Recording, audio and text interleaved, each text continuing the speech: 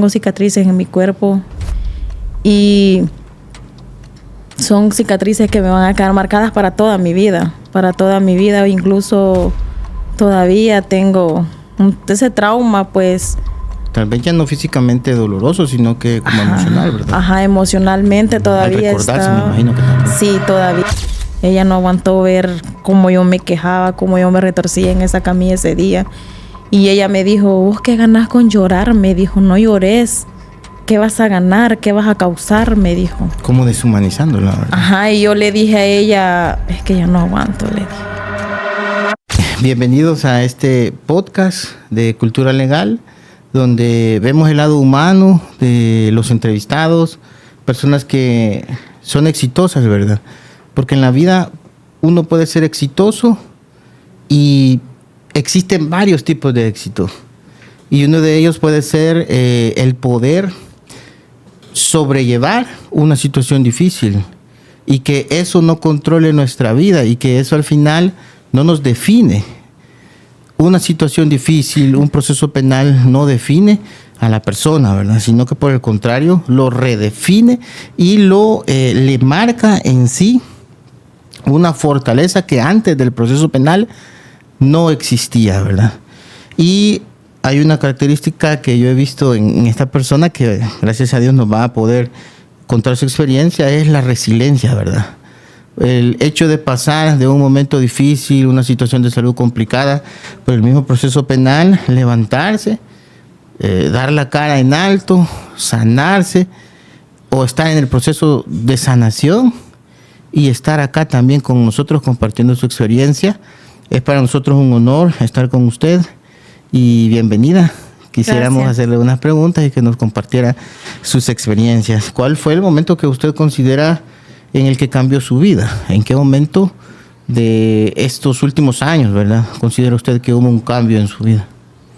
Después de que salí, sí, de hecho, después de que salí, pues, como uno dice, volví a la luz, ¿verdad? Volví a ver un rayo de luz en nuestra vida y todo eso, ¿verdad? Porque estando en ese lugar, pues uno puede decir, no hay esperanza para uno. Está, como le podría decir, ausente en el sentido, pues sin saber nada de la familia, de todo el lugar afuera, ¿verdad? Entonces, le puedo decir que sí vi un rayito de luz desde el primer día que usted nos llegó a visitar, como se lo dije anteriormente, pues nosotros estábamos así sin comunicación de nada y desde esa fecha pues que usted llegó nos dio una esperanza y nosotros pudimos decir que Dios estaba con nosotros, ¿verdad? Porque uno en ese lugar lo trauman tanto verbalmente en el sentido que le dicen que nosotros somos unas ratas para la sociedad, o sea, somos unas personas que ni siquiera se acuerdan de nosotros, que la vida en ese lugar para nosotros se estanca y para las personas que están aquí afuera pues continúa. La vida sigue y pues yo le puedo decir en mi testimonio pues que yo sufrí demasiado. Sufrí demasiado, ¿En pues... qué aspecto sufrió bastante? Internamente y mentalmente. Mentalmente pues los traumas de pensar de nuestros hijos, de nuestra familia, el sufrimiento que uno deja desde el momento que a uno se lo llevan, porque yo estaba pasando por un proceso de salud antes de que me llevaran, que estaba prácticamente en recuperación, 15 días tenía de que había ido a pasar consulta y de que había estado bien mal de salud cuando me capturaron a mí y yo iba mal de salud a ese lugar. Entonces, ya estando en ese lugar, pues mi salud empezó a empeorar y a empeorar y a empeorar, que llegó un momento de que yo me sentía como un despojo, así se lo puedo decir literal, como un despojo porque había quien me llevara al baño, había quien me bañara, ya no podía yo hacerlo por sí sola. Entonces... Sí, fue complicado. Fue bien complicado porque estando en ese lugar fue que a mí me operaron en ese lugar. Pasé quizás 11 días ingresada después de que me operaron, pero anteriormente pues yo había pasado días más antes había pasado ingresada, que la hemoglobina se me bajó. ¿Hasta y qué todo punto eso. se le bajó la hemoglobina? Hasta 5. Mi hemoglobina llegó hasta 5, que hubo necesidad de que me transfundieran sangre. ¿Cuántas veces le hicieron? Sí recuerdo que me pusieron como 6 bolsas de sangre. 6 bolsas de sangre, porque dijeron de que yo iba bien baja de hemoglobina, porque incluso cuando yo estaba en el penal, ¿Pero ese era por la aplasia medular o por algún otro padecimiento? Por tanta sangre que yo había botado. O sea, tanta hemorragia que a mí me había causado después del proceso que yo había pasado afuera antes de mi captura. Entonces, me pusieron mucha sangre, porque la verdad es que el doctor dijo de que en su momento de que a mí me podía dar un infarto, porque a mí ya me cansaba para ir al baño, para caminar. O sea, yo ya no podía valerme por sí misma. ¿La anemia ocasiona eso? ¿Una debilidad en el Sí, cuerpo? una debilidad, o sea, es que el corazón le palpita, le podría decir que uno siente que se va a morir. Incluso para que llevarme a bañar, yo sentía aquel cansancio, aquel agitamiento, yo ya no aguantaba. O sea, yo llego a un punto que yo pensé que me iba a morir en ese lugar, porque hubieron unas actividades de diviesos en mi cuerpo, para decirle que yo llegué a contar quizás un máximo de 30 diviesos. 30 diviesos en mi cuerpo, y yo le puedo decir de que yo tengo cicatrices en mi cuerpo, y son cicatrices que me van a quedar marcadas para toda mi vida, incluso todavía tengo ese trauma, pues. Tal vez ya no físicamente doloroso, sino que como emocional, ¿verdad? Ajá, emocionalmente todavía Al recordarse, está. me imagino que también. Sí, todavía. Y que pasé 11 días en ese hospital después de mi operación. Y después de estar en eso, pues, después de la operación, pues, caí en un cuadro de que se me hizo un como hematoma. Tuvieron que volver a abrir la herida, sin anestesia. Hubo una persona ahí en el hospital, que no recuerdo el nombre, porque yo le digo a mi mamá de que yo doy fe que la atención de los doctores es buena en ese lugar, pero los practicantes no. Hubo una practicante que yo me sentí como un animal para ella, en el sentido de que ella me dijo de que yo qué ganaba con quejarme, que qué ganaba con hablar, con qué ganaba yo con decir me duele, porque incluso el doctor le dijo que a mí me necesitaban que me pusieran anestesia para extraer esa sangre acumulada en el hematoma que se me había causado a un lado, en el lado derecho. Entonces ella no lo hizo. Yo tengo ese trauma, que ella me agarró como un animal. Quitó los puntos sin anestesia, me cosió sin anestesia. Yo solo recuerdo que ¿Qué tipo de doctora va a ser esa persona, no? Yo solo recuerdo que yo le decía a ella que yo no aguantaba. Yo lloraba como una niña, y ella me dijo, ¿qué ganas con llorar? Me dijo. Incluso la custodia que estaba ese día en el hospital conmigo se salió. Ella no aguantó ver cómo yo me quejaba, cómo yo me retorcía en esa camilla ese día. Y ella me dijo, ¿vos qué ganás con llorar? Me dijo, no llores. ¿Qué vas a ganar? ¿Qué vas a causar? Me dijo. Como deshumanizándola, ¿verdad? Ajá, y yo le dije a ella, es que ya no aguanto, le dije yo. Yo solo me acuerdo que le dije, yo ya no aguanto. Ay, no, Naca me quiso decir, no aguantan nada, me dijo. Y ya voy a venir, me dijo, te voy a coser, me dijo. Y yo dije ahí me van a poner anestesia, dije yo, voy a estar bien. Y no, ella no me puso anestesia. Yo bien cabal sentía cuando me iba cosiendo la doctora. Y yo sí me retorcí de dolor ese día. Así se lo puedo decir, que sí me retorcía de dolor. Y para mí ese es un trauma muy fuerte, porque yo no se lo deseo a nadie. Pues gracias a Dios, Dios me ha dado a mí yo no tengo enemigos, no tengo personas, en mí no existe, ¿cómo le podría decir? El odio o el rencor. Odio, ni rencor, ni resentimiento, incluso por nadie. Pues, o sea, Dios nunca lo puso. Porque yo conozco personas que sí existen resentimiento, que a veces el resentimiento de tanto sufrimiento los hace sentir más odio con personas. Y yo no lo tengo, fíjese, licenciado. Yo no, sino que simplemente yo me doy cuenta que digo yo que yo jamás hiciera eso por una persona, de ser tan inhumana, en el sentido de tratarla así, más en la situación en la que uno como preso se encuentra en ese lugar. Yo sí le puedo dar testimonio de que si hay personas buenas, sí, porque hubieron personas bastante buenas en ese lugar, pero así como también hay buenas, hay personas malas. Porque de hecho a mí me dieron de alta un sábado que el doctor no estaba. Ese doctor le dijo a ellas que a mí me iban a dar de alta hasta que yo me recuperara porque yo me puse bien mal. Pero ellos me dejaron salir ese día y yo bien recuerdo ese día que me llevaron, cayó una tormenta que yo la recibí toda. Y el lugar era tan retirado de donde yo estaba, en el sector de donde yo estaba, yo me acuerdo que me mojé toda me mojé ese día. Y pasé quizás, como le podría decir, 5 días con dolor de oídos, con calentura. Nadie me podía, no había medicamento, no había nada, porque después de que uno sale del hospital, prácticamente lo mandan a uno sin nada. ¿Y no va al mismo lugar que antes? ¿O cómo no? ¿Cómo? ¿Al mismo lugar de la misma celda donde estaba antes? ¿O sí? ¿Cómo no? Sí, uno llega así normal. Lo único que uno ya no duerme a la par de las otras personas, sino que le arman un espacio en el suelo con una colchoneta. Porque en mi caso mi hermana estuvo conmigo, ¿verdad? Yo fui a dar a ese lugar donde estaba mi hermana. Y ella me cuidó y todo eso. Como al mes tocaba ir ya a la recuperación, así tocaba ir a la consulta para ver cómo había pasado todo lo de la consulta y todo eso, ¿verdad? El doctor que me vio ese día de consulta externa, así que lo mira uno como de una, lejito, ¿no? Ajá, de lejito, como que, púyale, ellas son presas, ¿verdad? Y mejor verlas así y no examinarlas. Él no me examinó ni nada, ni a fondo.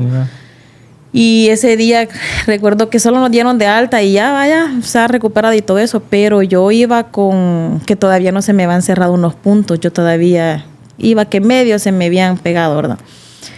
Nos llegó a traer un custodio que no sé qué era lo que tenía él en sus manos porque le temblaba, no sé si será Parkinson, no sé qué tipo de enfermedad, pero el señor ya estaba bien avanzado de edad. Y ese día veníamos en el microbús, y yo le puedo decir que solo fue Dios. Fue Dios el que nos salvó en ese momento porque un carro nos pegó. El cabal del lado donde yo iba nos pegó. Si hubiera sido un camión nos mata. Uh-huh. Así nos arrastra y nos mata. Y le pegó y todo eso, ¿verdad? Y todos nos quejamos ahí del dolor y todo eso, que nos había golpeado y todo. El señor bien asustado, uh-huh, temblando. Y tuvieron que llamar a otros compañeros y todo y así. Pero mire, volviendo a ese punto, fueron situaciones bien complicadas. A pesar de todo, pues ya estamos, bueno, usted ya está afuera y estamos ahorita nosotros, ¿verdad?, curiosos de saber cómo era usted antes de la detención, o sea, cuáles eran sus proyectos de vida, qué objetivos tenía antes y qué objetivos tiene ahora, si estos han cambiado o siguen siendo los mismos. Yo antes era como toda una persona común y corriente, ¿verdad? En su casa. Yo tengo 3 hijos de diferentes edades. Ellos se llevan 5 años cada uno. 2 hembras y un varón. Entonces, pues prácticamente en ese entonces, al principio, digamos, era ama de casa, ¿verdad? Pero después me dejó con el papá de mis hijos y tuve que trabajar para sacarlos adelante a ellos. Entonces empecé a trabajar, digamos, ahí cerca de la casa. Y yo le puedo decir, licenciado, de que yo no envidiaba nada material. En mi vida yo era feliz. Tenía mi familia cerca, mis hermanas, mi mamá, mi papá, mis abuelos, mis amigos, mis amigas, o sea, porque yo no contaba con muchas amigas, con una amiga. O sea, yo prácticamente vivía feliz en mi entorno. Yo era feliz, así se lo puedo decir. Cualquier evento familiar que hacíamos, todos en una sola casa, cada quien aportaba su granito de arena en el sentido de lo material. Y yo era feliz. Yo era feliz. ¿Sigue siendo o hay algún cambio? Después de lo que pasó, todo nos cambió. Uh-huh. Yo ya no viví en mi casa en la que vivía. yo no tenía nada material para decirle que dijera, esta tiene esto. Yo no tenía cosas materiales. Mi casa no era un lujo, no era ni construida. Se la había pedido a Dios y Dios me la envió esa casa por medio del fondo. Mi vida me cambió en el sentido que después de que me llevaron, que mis hijos se separaron. Mi hermana se quedó con 2 de ellos, mi otra hermana se lo llevó una para Oriente. Cuando yo salí, quise volver a reunirlos, pero ya no pude, porque yo ya no regresé a vivir donde yo vivía. Mi mamá tampoco, ya no la encontré donde ella estaba. O sea, todo cambió. Mis cosas se habían arruinado, lo poco que yo tenía. Prácticamente cuando yo salí, mi mentalidad era volver a mi casa. Y encontrar todo como lo había encontrar todo como yo lo había dejado. Y no fue así. Volver con mis hijos, vivir feliz allí, en mi casa. Y no fue así.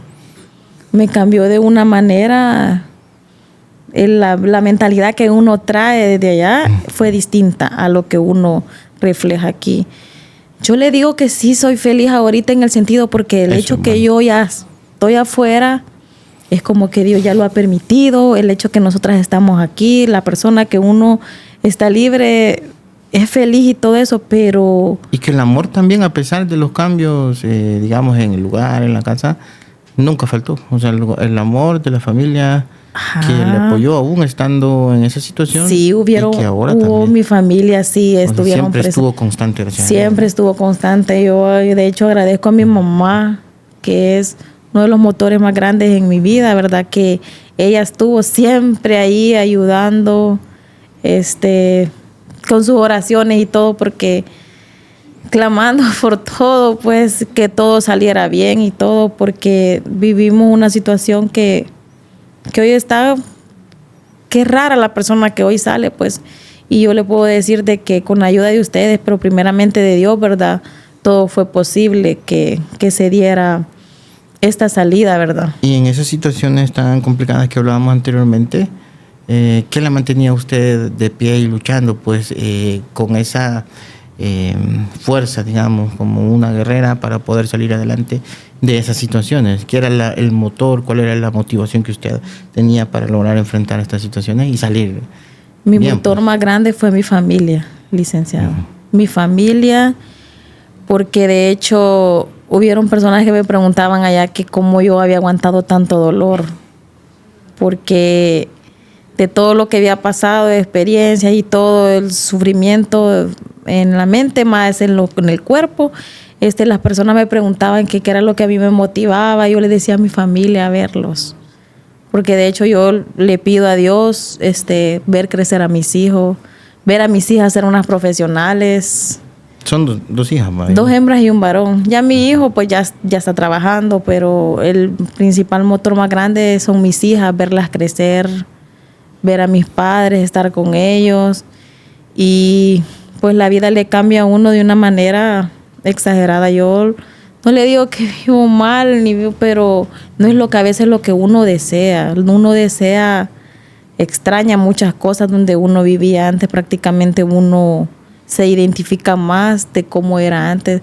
Yo le puedo decir de que a nosotras nos decían la familia feliz, la familia perfecta, nos decían, pero nosotros decíamos en qué sentido. Perfecta para mí antes era una familia perfecta, tener cosas materiales, ¿verdad? Pero después de todo esto que nos ha pasado y nos pasó, para mí una familia perfecta es tener el amor y la unión que yo siempre lo tuvimos y que se distorsionó tanto con todo esto que nos pasó, que nos cambió la vida exageradamente. ¿Siente usted que su mentalidad ha cambiado desde este proceso hacia ahora, hacia la actualidad? Sí, mi mentalidad ha cambiado en el aspecto de aprender a valorar mucho las cosas, por muy mínimas que sean, licenciado, por muy mínimas que sean, tanto las cosas por muy sencillas como materiales que sean, pero hay muchas necesidades que uno tiene en su lugar que hasta por una bolsa, y aquí uno vemos cosas, la comida, varias cosas que las vemos de menos en este lugar, que no las valoramos, y allá en ese lugar se tiene mucha necesidad, hasta de una pastilla. Aquí uno en este lugar anda que si una pastilla está abierta de su depósito, de donde vienen ellas, ya no sirve, dice uno en este lugar. Y allá las pastillas, cuando uno se las llevan, esas pastillas andan de mano en mano, no se sabe si las manos de las personas que nos la llevan están limpias. Entonces, y uno dice, y me voy a tomar esta pastilla. ¿No será así? que me enferme más? Ajá, o me voy a enfermar, o estará vencida, o incluso hubieron unas pastillas que uno las podía ver en sus depósitos que ya estaban vencidas, pero como uno... ¿Por la necesidad? Por la necesidad, si se las toma. O si no, pues las ocupa para echárselas en la piel. Y uno en este lugar, pues no las valora. No las valora, y yo he aprendido a valorar muchas cosas después de que todo lo que me pasó, he aprendido a valorar cada detalle.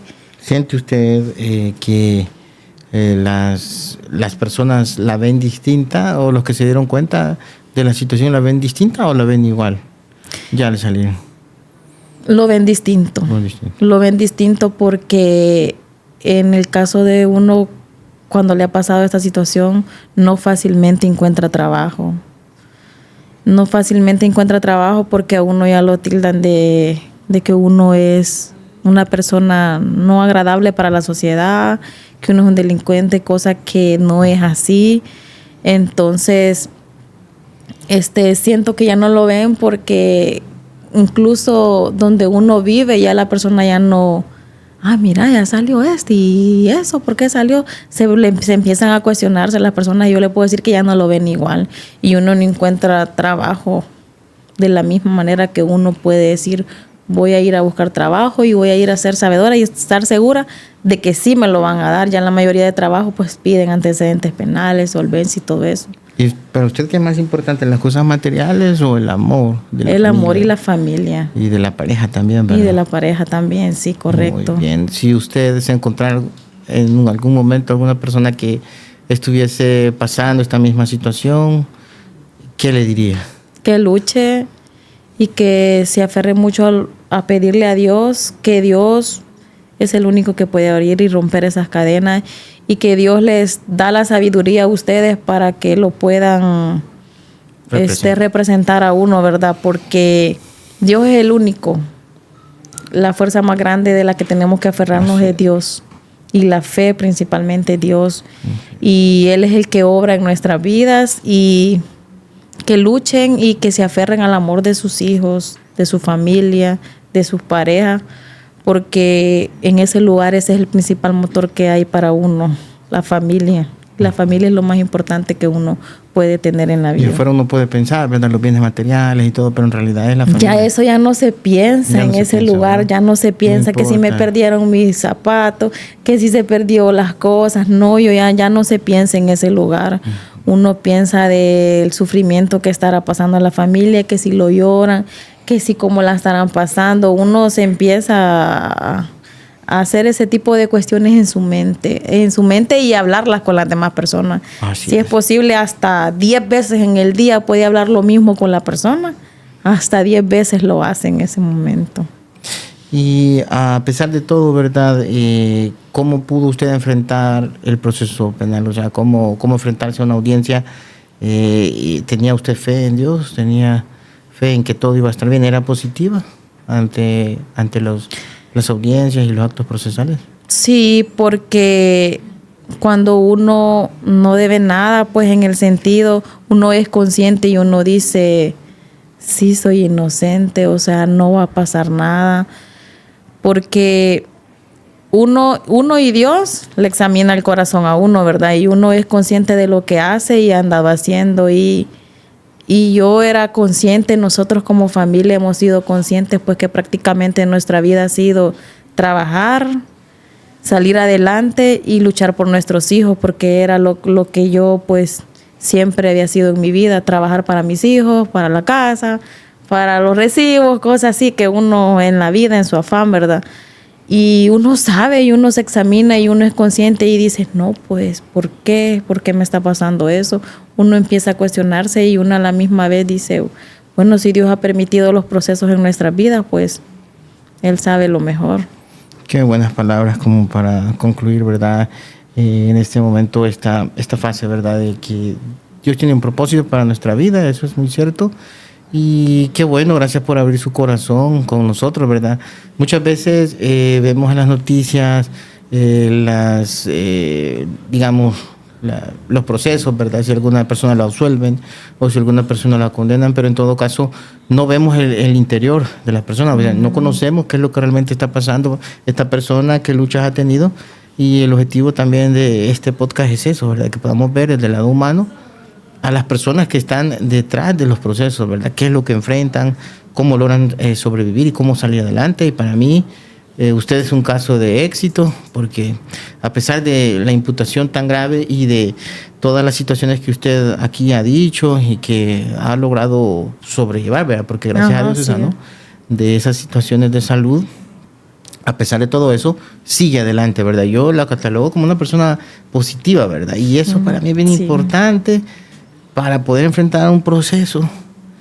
Si la persona que está siendo, digamos, por ejemplo, juzgada es negativa, o sea, todavía hay que luchar con eso, ¿verdad? Como abogados sabemos que si la persona es positiva, un éxito está en potencia. Entonces, siempre considero eso de usted, ¿verdad? Y he considerado que al ser una persona que es positiva, pues se va a obtener o se obtendría, ¿verdad? En algún determinado momento siempre un buen resultado, y eso siempre lo hemos pensado, ¿verdad? En el pasado y también en el futuro, de que sabemos que Dios está con usted, ¿verdad? Porque usted se consideraba inocente y aún sabemos que eso es así. Sí, así es. Y gracias entonces por licenciado, la conversación usted por abrir que tuvimos, y esperamos siempre espacio. Contar nuevamente ya, ¿verdad? Después de esto, pues cómo se ha logrado superar, ¿verdad? Y ha logrado retomar su vida con éxito. Primeramente Dios. Que de hecho va a ser un testimonio grande cuando Dios termine todo eso y resuelva todo, ¿verdad? Porque yo así digo de que va a ser algo bien bonito, pues, fiesta. Porque una fiesta, una acción de gracia, destinado para Él, porque Él es el que va a usar sus manos y los va a usar a ustedes. Así es. Porque Él es el mejor abogado que uno puede tener, Dios. Así es. Excelente. Y gracias a ustedes por permitirnos este espacio, por permitirme este espacio. Sí, del poder hablar. Es muy interesante, y sobre todo, pues, como les digo, ver el lado humano de las personas, ¿verdad? Para mí es muy importante. Y gracias por compartir todas sus experiencias con nosotros. Gracias, licenciado. Esperamos éxito, como les digo, en su proceso y en su vida siempre. Primero Dios, así sea. Llegamos al final de este episodio de Cultura Legal. Gracias por acompañarnos una vez más. Recuerda que el derecho está más cerca de lo que piensas, y estamos aquí para ayudarte a entenderlo mejor. No olvides suscribirte, compartir este podcast y seguirnos en nuestras redes sociales para más contenido. Hasta la próxima en Cultura Legal.